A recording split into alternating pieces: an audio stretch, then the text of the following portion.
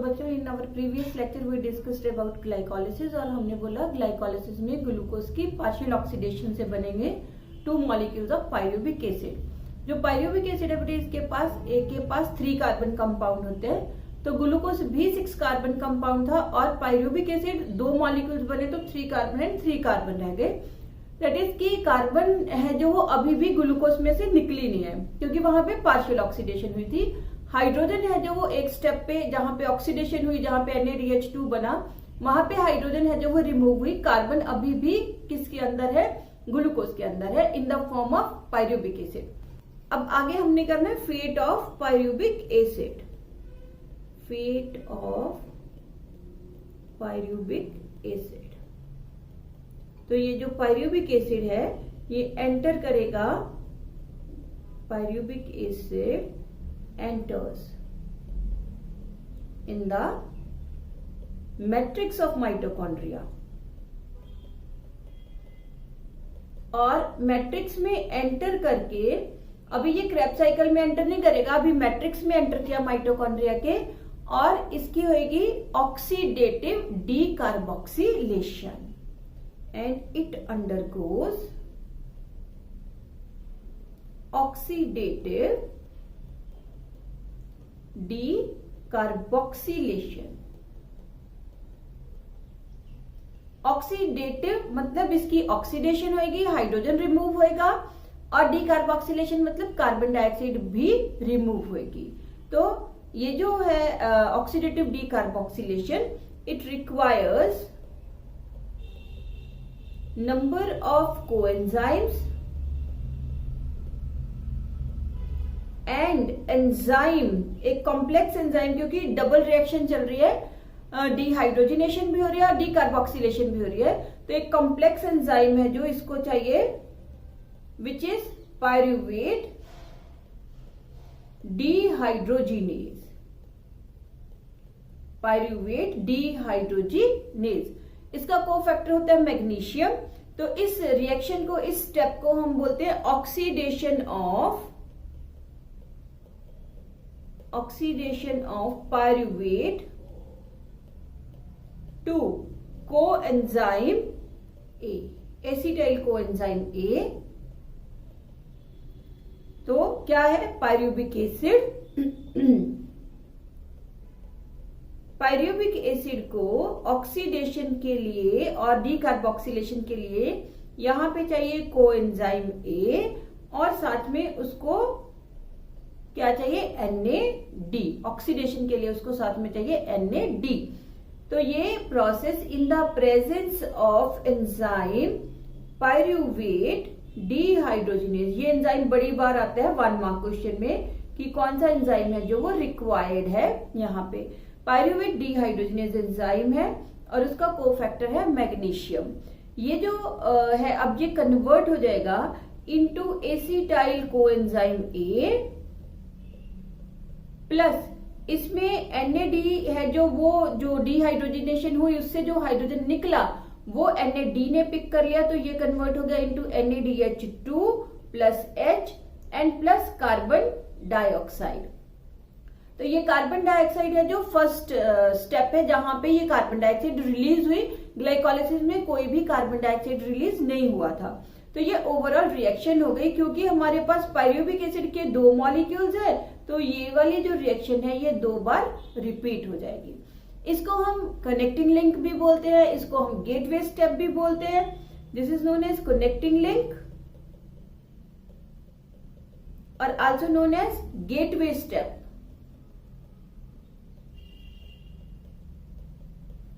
ठीक है, तो ये जो एसिटाइल कोएंजाइम है, क्योंकि यहाँ पे कार्बन डाइऑक्साइड है जो वो इवॉल्व हो गई, तो 3 कार्बन कंपाउंड जो हमारे पास था पायरुविक एसिड वो कन्वर्ट हो गया इनटू 2 कार्बन कंपाउंड। तो यहाँ पे एक ऑक्सीडेशन हुई, ये वाली ऑक्सीडेशन हुई, हाइड्रोजन निकली, NAD ने एक्सेप्ट की, NADH2 में कन्वर्ट हो गया और कार्बन डाइऑक्साइड डीकार्बोक्सिलेशन भी होगी, इसलिए ये कॉम्प्लेक्स रिएक्शन है।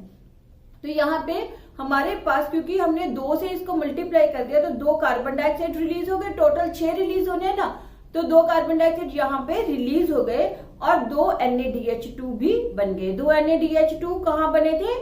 ग्लाइकोलिसिस में 2 NADH2 यहाँ पे भी आ गए। अब ग्लाइकोलिसिस से 2 ATP भी बने थे, तो हमारे पास टोटल हो गए 2 ATP एंड 4 NADH2। अब ये जो एसिटाइल कोएंजाइम है, क्योंकि ये पायरुविक एसिड से बना, और पायरुविक एसिड किससे बना? ग्लूकोज से, तो इसलिए ऑक्सीडेशन बाकी किसकी होनी है? एसिटाइल कोएंजाइम ए की। तो ये जो एसिटाइल कोएंजाइम ए है, ये एंटर करेगा in the next step, that is Krebs cycle. तो नेक्स्ट आ गया हमारे पास क्रेब्स साइकिल।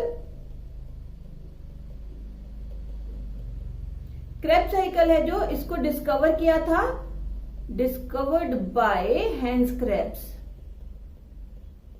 इसलिए हम इसको क्रेब्स साइकिल भी बोल देते हैं। Secondly, it is also known as tri carboxylic acid cycle, tri carboxylic acid cycle, क्योंकि इसमें जितने भी एसिड्स बनेंगे वो ट्राई कार्बोक्सिलिक है, और इसको TCA साइकिल भी बोल देते हैं। It is also known as C6 cycle, क्योंकि इसका फर्स्ट स्टेबल कंपाउंड के पास कार्बन 6 होते हैं, because first stable compound is carbon 6 molecule.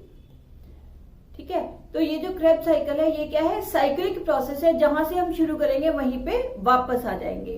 तो हमने कहा हमारे पास कनेक्टिंग लिंक के बाद हमारे पास आ गया एसिटाइल कोएंजाइम ए।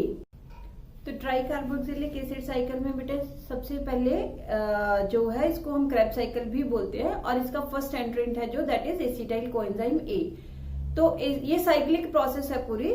तो एसिटाइल कोएंजाइम ए है जो ये एंटर करेगा इन क्रेब्स साइकिल, और ये कंडेंस करेगा विद ऑक्सैलो एसीटेट, और ऑक्सैलो एसीटेट के साथ कंडेंसेशन में इसके साथ वाटर है जो वो होएगा, और ये बना देगा सिट्रेट। जो ऑक्सैलो एसीटेट है वो 4 कार्बन कंपाउंड है, एसिटाइल कोएंजाइम 2 कार्बन कंपाउंड है, और सिट्रेट बन गया 6 कार्बन कंपाउंड। ये हो गया 6 कार्बन कंपाउंड। अब सिट्रेट है जो वो अपनी ही आइसोमेरिक फॉर्म में कन्वर्ट हो जाएगा, that is cis aconitate by losing water. फिर से वाटर है जो वो एंटर करेगा, और ये कन्वर्ट हो जाएगा इनटू आइसोसिट्रेट। इन तीनों रिएक्शंस में कुछ नहीं हुआ, सिर्फ सिंपली वो चेंज हो रहा है, कभी वाटर ले रहा है, कभी गेन कर रहा है, कभी लूज कर रहा है। तो ये आइसोसिट्रेट भी 6 कार्बन कंपाउंड हो गया।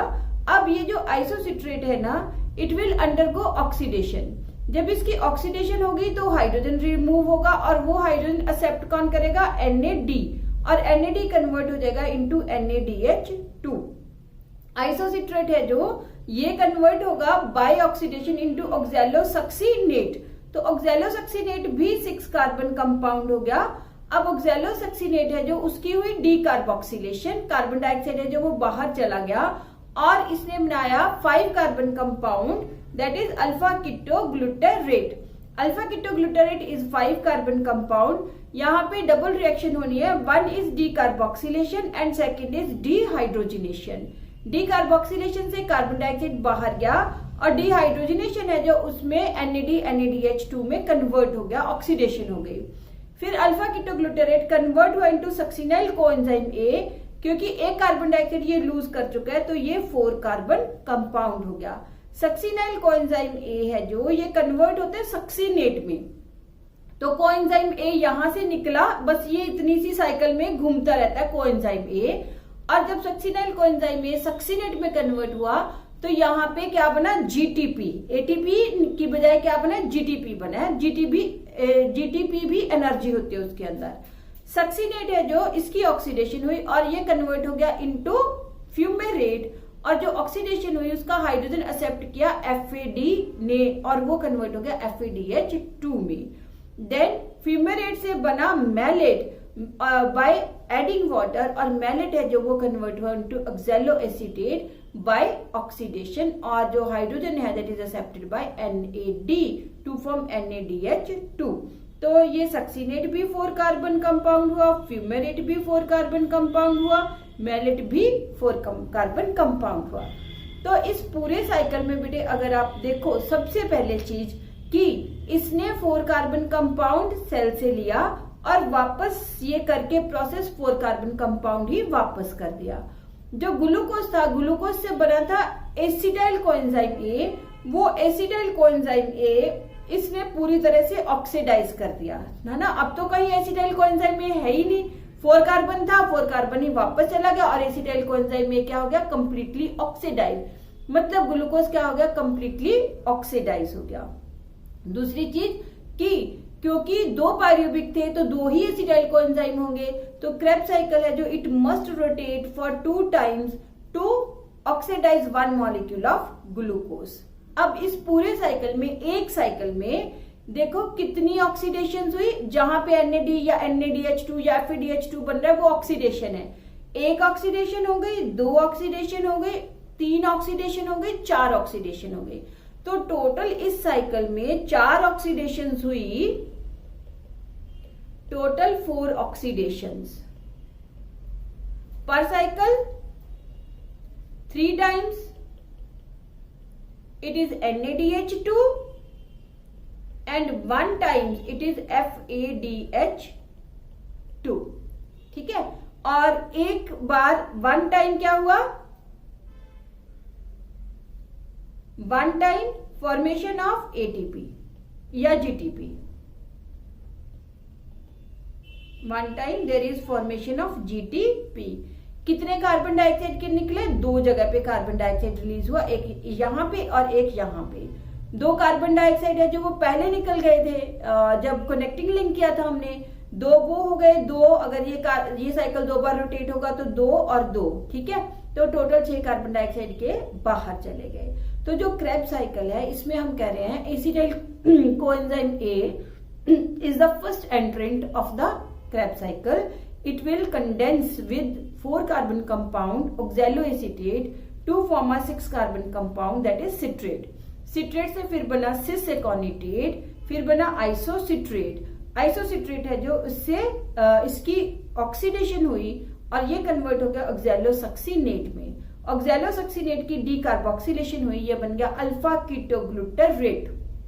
अल्फा कीटोग्लूटारेट की डीकार्बोक्सिलेशन एंड डिहाइड्रोजिनेशन या ऑक्सीडेशन हुई और ये कन्वर्ट हो गया succinyl coenzyme A. Succinyl coenzyme A ने ATP बनाया और कन्वर्ट हो गया सक्सिनेट में।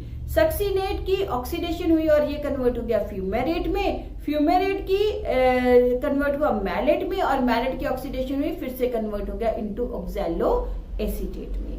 तो यहां पे क्रेब्स साइकिल में there is complete oxidation of glucose. Glucose की क्या हो गई, कंप्लीट ऑक्सीडेशन हो गई। एंड पर क्रेब्स साइकिल ये जो है ये हमारे पास नेट गेन है। अगर हमने कंप्लीट ऑक्सीडेशन करें तो हमने क्रेब्स साइकिल को 2 बार रोटेट करना पड़ेगा, मतलब ये सारा हमारे पास हो जाएगा डबल इंटू 2 हो गया, ठीक है। तो this is all about the Krebs cycle. यहाँ पे एंजाइम वैसे जरूरत नहीं है, लिखनी है तो मैं लिख देती हूँ। यहाँ पे एंजाइम है सिट्रेट सिंथेटेज,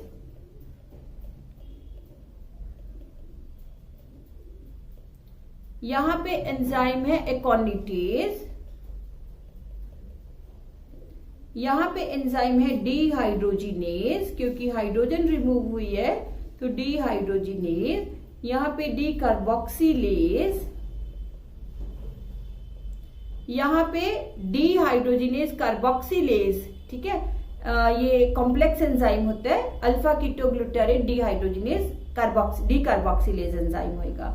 यहाँ पे एंजाइम है succinyl synthetase, succinyl synthetase enzyme हो जाएगा।